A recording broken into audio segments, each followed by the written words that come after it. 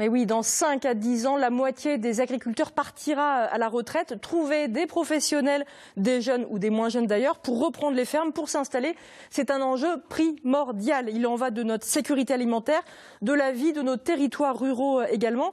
On en parle avec un éleveur, notre invité Stéphane, dans quelques instants. Mais d'abord, voici quelques données en images. Regardez. Qui va reprendre la ferme? On ne sait pas, on ne trouve personne. Près d'un tiers des agriculteurs français ont plus de 55 ans. La moitié va partir à la retraite d'ici 5 ans. Mais de nombreuses exploitations agricoles ne trouvent pas de repreneurs.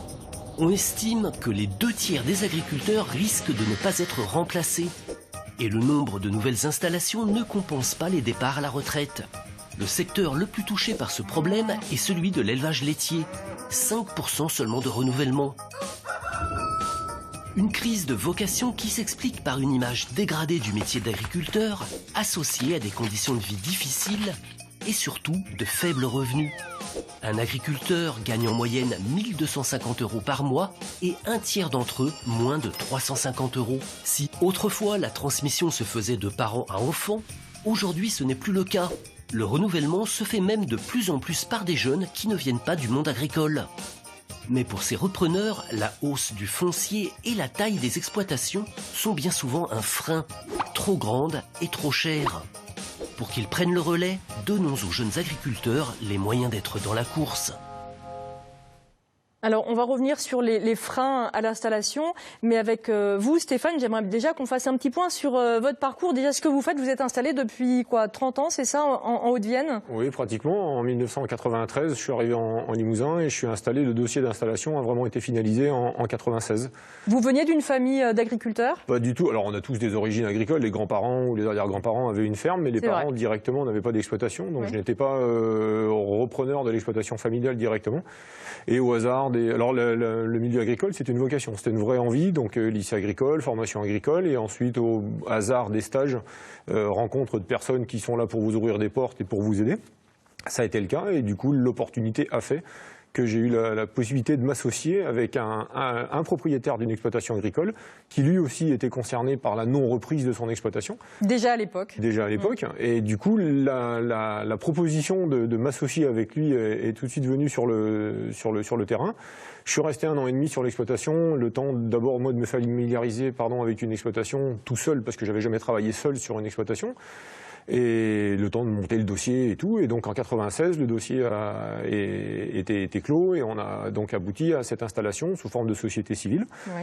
On est resté associés pendant un grand nombre d'années tous les deux. Et ensuite, un collègue à moi, un ami, Laurent, qui était sur son exploitation, lui aussi pas possibilité de s'agrandir, enfin des difficultés qui lui étaient propres, qui sont propres en fait à chaque exploitation.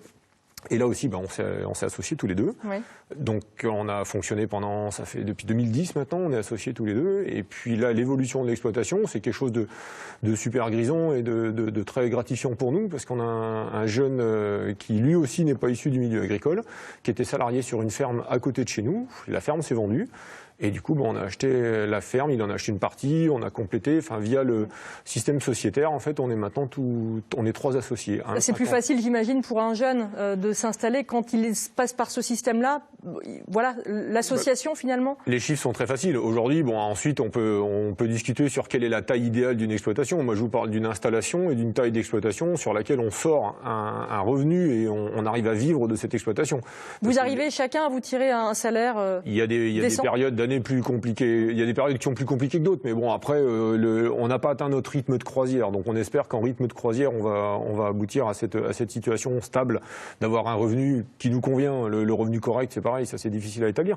Mais pour avoir une taille d'exploitation, qui soit non seulement un projet de vie, mais qui soit aussi un projet économique. À un moment donné, si l'argent fait pas le bonheur, il y contribue quand même pas mal, quoi. Et oui, effectivement, c'est juste normal d'espérer avoir un revenu décent qui nous permette de vivre. Qu'est-ce que vous faites exactement? Donc de l'élevage, vous avez combien de bêtes? Alors là aussi, je vais vous présenter la taille de l'exploitation dans sa totalité. On est à 340 hectares, on a à peu près 280 vélages. L'objectif est d'arriver entre 280 et 300 vélages.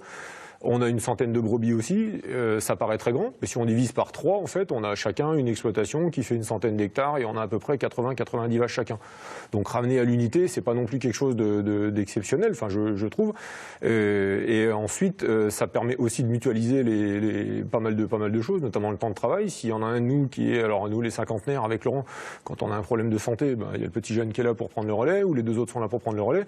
Et s'il y en a un qui veut prendre un week-end ou un peu de vacances, c'est toujours plus agréable d'être à 3. Quoi. Parce qu'on rappelle que c'est quand même un métier. Alors pour vous, c'est une vraie vocation, une passion. C'est un métier passion en général. Quand on travaille avec les animaux, vous travaillez avec les limousines. Voilà, les bêtes, elles n'attendent pas. Il faut s'en occuper tous les jours. C'est une évidence. On travaille avec du vivant et le vivant, par définition, c'est vivant. Donc une parcelle de céréales, vous la laissez à un endroit, il y a de grandes chances que 2 ans, 3 ans, 5 ans, 10 ans après, la parcelle soit au même endroit. Un troupeau de vaches, des fois, dans l'heure qui suit, il peut aller faire un petit tour ailleurs. Quoi. Et quand ce jeune vous a rejoint, c'était quoi son discours? Lui aussi, c'était une vocation? Vous êtes retrouvé dans ce qu'il a dit? C'était une vraie envie de sa part de s'installer. C'est un vrai passionné, c'est un vrai bon. Donc c'est dommage aussi de perdre des talents quelque part. Mais s'installer seul aujourd'hui sur une exploitation, si on revient à l'unité, 100 hectares, même si on met qu'à 3 000 € l'hectare, vous voyez déjà la mise de fonds qu'il y a. Le matériel, vous avez vite mis un billet de 80 à 120 000 € sans s'enflammer sur le matériel. Là-dessus, vous rajoutez le cheptel, vous rajoutez 80 ou 90 vaches à 2 000 € pièce, plus la suite, plus les stocks fourragers. Il n'aurait pas pu tout seul en fait. Il aurait pu. C'est très difficile. Il aurait pu. Vous allez trouver à un moment donné, parce que la banque, quelque part, va avoir une garantie sur un volume de capitaux qui va être présent. Mais et après, on se retrouve à 25 ans à être endetté pour 30 ans. Vous prenez une charge à 25 ans, il est endetté jusqu'à presque 60 ans. Quoi. Donc vous l'évoquiez, l'accès au foncier reste difficile en France, peut-être même moins pourtant que dans d'autres pays de l'Union européenne, mais ça reste difficile. Les prix ont été multipliés par 2 en 10 ans en France. Voilà, déjà, le prix du foncier, c'est un vrai frein. Alors après oui, les prix, que le prix du foncier augmente à la rigueur, que le prix du matériel augmente, que les prix augmentent, bon, on arrive à l'accepter. Quand je me suis installé en 96, les veaux sevrés, les broutards, se vendaient 18 francs le kilo.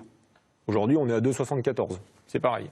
La paille se vendait 50 € la tonne, 50 francs pardon. Je parle en francs pour ceux, alors 10 €, un peu moins de 10 € à l'époque. Là aujourd'hui, on est entre 70 et 120 € la tonne. L'azote, l'engrais chimique, se vendait 120 francs la tonne. Là aujourd'hui, on est autour de 300 € la tonne. Donc les prix, les intrants ont énormément augmenté. À l'inverse, enfin proportionnellement, les prix de vente n'ont pas bougé. Alors on voit qu'il y a des nouveaux profils, effectivement, peut-être un peu comme vous, des hors-cadres familiales qui veulent s'installer en agriculture, peut-être sur des projets, des fermes plus petites aussi, qui ont du mal à les trouver. Qu'est-ce que vous en pensez? Est-ce que c'est ça peut-être le nouveau profil d'un agriculteur aujourd'hui, c'est voir un peu plus petit, faire de la vente directe? C'est ça l'avenir de l'agriculture? L'avenir de l'agriculture, je sais pas, il n'y a pas qu'une seule solution. De toute façon, il y a effectivement plein de solutions. Cette solution-là, d'avoir des exploitations plus faciles à gérer pour une personne, mais que vous ayez 30 vaches à gérer tout seul, ou que vous en ayez 80 à 3, ou que chacun ait 80 vaches, pardon, et qu'on soit 3 à s'en occuper, il y aura tout de même du temps de travail, il y a les samedis, il y a les dimanches, donc il y a à un moment donné une problématique qui va se mettre en place de disponibilité de temps libre. L'idée du circuit court, moi je suis un grand fan de ça, quoi, de voir un lycée à 30 km de chez soi qui propose de la restauration avec de la viande qui vient de je sais pas où, de l'autre bout du globe, alors que nous on est chez nous et qu'on produit non seulement des produits de qualité, mais qui sont tout de suite accessibles. Bon, je me dis qu'il y a un truc à voir, quelque chose à réfléchir là-dessus. Et il y a besoin, vous parlez des lycées, il y a peut-être besoin aussi de refaire une éducation sur ces métiers, de rééduquer les jeunes à ces métiers, leur réapprendre. Est-ce que la formation est bonne aujourd'hui, voilà, dans les lycées agricoles? En formation lycée agricole. Alors là, c'est beaucoup plus. Moi, quand j'étais au lycée, c'est pareil. Je préférais l'application et les cours pratiques de zootechnie quand on allait en bergerie, quand on allait sur le terrain avec les vaches. Aujourd'hui, avec le recul, si je devais retourner en lycée agricole, je passerais beaucoup plus de temps sur la partie compta et la partie gestion. Ouais. C'est le nerf de la guerre. Si vous ne savez pas tenir votre comptabilité, si vous ne savez pas gérer votre exploitation, vous avez beau être le meilleur praticien de la Terre, à un moment donné, il y a un truc qui coince. Alors là, on voit effectivement des images de formation. Je voudrais qu'on écoute le témoignage d'un téléspectateur qui va un petit peu dans votre sens, parce qu'on demande aujourd'hui à des agriculteurs d'avoir de multiples compétences. On va écouter le témoignage de Nicolas tout de suite. Alors, en fait, assez simplement, à la fin de mes études, donc c'est-à-dire l'année dernière, d'ingénieur en agriculture, j'ai décidé de revenir sur l'exploitation, tout simplement pour continuer la promotion et la fructification de cette entreprise familiale que depuis plusieurs générations on se transmet de père en fils. Tout simplement parce qu'aujourd'hui, aujourd'hui être agriculteur, c'est être multitâche, c'est être chef d'entreprise, donc ça demande aussi bien des compétences techniques, RH, qu'aussi bien les savoir-faire techniques de production.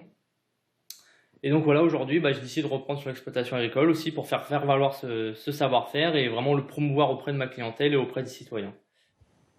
C'est ça qui est très compliqué. On demande aujourd'hui aux agriculteurs d'être multitâches, d'être comptables, d'être éleveurs, d'être parfois transformés, faire de ses fromages, commerçants aussi, de vendre auprès de la clientèle. Tous les agriculteurs n'ont pas la capacité et ne veulent ou ne peuvent pas le faire. Complètement d'accord avec vous. Alors même si on va chercher l'information et on essaie d'avoir le maximum d'aide, c'est compliqué. On peut pas tout gérer. On a à la fois menuisier, plombier, électricien, vétérinaire, nutritionniste, mécanicien, agronome quelque part. Et aujourd'hui, les contraintes administratives sont telles aussi que vous prenez pratiquement plus de risques à mal remplir un papier ou pas le remplir en temps et en heure, à la rigueur, que de mal soigner un veau le matin à 8 heures. Et c'est là où le métier est complètement dénaturé aujourd'hui avec cette pression et cette charge administrative qui pèse sur nous, quoi. Alors c'est vrai que là, les jeunes qui peuvent nous regarder, ils savent aujourd'hui, on sait même s'ils ont peut-être envie de se tourner vers ces métiers-là de l'agriculture, les revenus, c'est difficile, ce sont des métiers difficiles même physiquement, on fait beaucoup d'heures, on n'est pas aux 35 heures par semaine. Comment les motiver, les jeunes qui voudraient devenir agriculteurs ? Les motiver, la motivation, ils l'ont. Parce que n'importe quel enfant vient sur votre ferme vous voir, ils ont tous envie de faire du tracteur, ils ont tous envie d'avoir des vaches, ils ont tous envie de s'occuper du petit veau. Plutôt quel conseil leur donner alors ? Mais après, à un moment donné, il faut surtout pas leur cacher la vérité et il faut être, faut être lucide sur les contraintes qui sont liées à ce métier aussi. Mon fils a 20 ans, il reprendra pas la suite, ça c'est clair. On en a parlé plusieurs fois et puis il y a un regard qui est très objectif. Ça vous fait de la peine ? Alors oui et non parce que ça me fait pas de peine dans la mesure où je me dis je suis content, j'ai un fils qui est relativement lucide et objectif et qui a choisi sa vie à lui, donc quelque part il va pas faire ce métier non plus par défaut en disant je vais faire plaisir à papa, je vais reprendre la ferme, donc ça quelque part c'est comme ça. Mais après sur le côté déception, oui, parce que la transmission, transmettre à son fils, il y a quand même quelque chose de l'entreprise père-fils, c'est toujours quelque chose qui m'a toujours plu. Ensuite il me libère d'un poids aussi peut-être en reprenant pas l'exploitation parce que du coup je prendrais vraiment ma retraite. Sinon tu te sens obligé de bosser avec ton gamin pendant un paquet d'années puis du coup tu t'arrêtes jamais, tu es toujours dedans, quoi. Pour revenir vraiment sur la transmission, la difficulté de transmettre sa ferme, si on veut éviter dans l'avenir peut-être que la France ne soit plus qu'une terre de grosses fermes-usines et qu'il n'y ait plus toute cette petite ferme qui maille le territoire. Alors il y a Emmanuel Macron qui a dit il y a quelques jours qu'il voulait mettre en place un groupe de travail sur la transmission. C'est une bonne nouvelle ? Alors j'ironise toujours là-dessus parce que la France c'est le pays des commissions et des groupes d'études et tout. Mais tant mieux, ça pourra peut-être aboutir à quelque chose. Oui, de toute façon, il y a besoin de se pencher réellement sur ce dossier-là et à un moment donné de proposer des aides fiscales et d'avoir alors les aides, c'est le mot agricole, mais de rendre cet accès au capital, au foncier, à tout ça, de manière peut-être un petit peu plus intéressante fiscalement qu'elle ne l'est aujourd'hui. Parce que l'endettement de départ pour un jeune, c'est quelque chose d'hallucinant. Après, je voudrais juste reprendre, quand vous dites des grosses fermes-usines, c'est pas parce qu'on est une grosse ferme qu'on est forcément une ferme-usine. C'est-à-dire qu'on peut avoir une grosse exploitation avec un bien-être animal, avec des conditions d'élevage qui sont totalement respectables et louables, sans forcément que ça devienne quelque chose de terriblement industriel. Mais malheureusement, j'ai peur qu'on aille inévitablement vers un agrandissement des structures, vu qu'il y a moins de repreneurs. Les structures déjà existantes et qui fonctionnent et qui ont les épaules solides et qui sont bien assises pourront se permettre d'agrandir leur surface et leur outil de travail.